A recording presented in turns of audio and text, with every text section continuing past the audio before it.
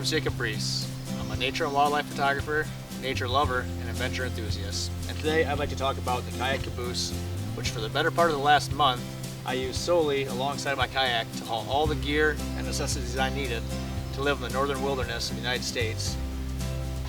What we have here is about a 25-pound water capsule that has a load capacity of around 130 pounds. I used it to haul the bulk of my water-sensitive gear, like my camera equipment, which I also equipped inside dry bags, my clothes, my sleeping and living gear, which is a hammock tent and a sleeping bag. Because of the large capacity, I was also able to put all of my cooking, personal hygienic, and fish cleaning gear as well inside. What I like the Kayak Kaboose for is the fact that it's watertight, whereas my kayak isn't necessarily. So all of my water-sensitive gear, like my photography equipment, as well as my living gear and my clothes that I wanted to stay absolutely dry, I hauled in the Kayak Kaboose. The first thing you may notice about my Kayak Kaboose is that it's got a different color scheme than the generic red and white. I simply repainted mine to better match my kayak for photography purposes. One other addition that I made was attaching a rail system on the top, which allowed me to attach multiple attachments, allowing more capability while on the water. Because of this, you can haul a spare paddle. You can put a rod holder on it to haul more fishing rods.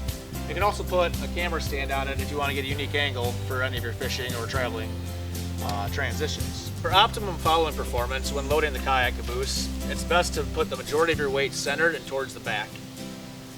Attaching the caboose to your kayak is quick and simple.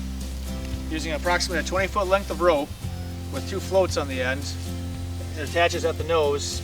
I use a quick clip to avoid having to retie every time. When attaching to the kayak,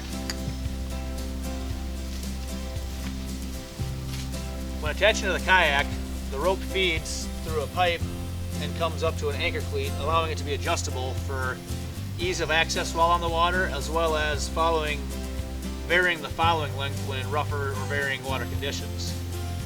Unfortunately, while on the way up to my trip, I lost the pipe in transit, but it only speaks to the versatility of the system because using the simple hardware that I already had installed on my kayak, I was able to easily tow it around with no loss of performance. Aside from being a great tow behind while on the water, another thing I love about the Kayak Kaboose is that it makes a great watertight gear locker at the campsite. I stored food, some of my photography equipment, and the majority of my clothes in the caboose at the camp, and it kept it dry the whole time through varying rain conditions. It kept the food cool in sunny conditions, and on a couple of occasions it even kept animals out, which is a great benefit when you want to keep your food safe.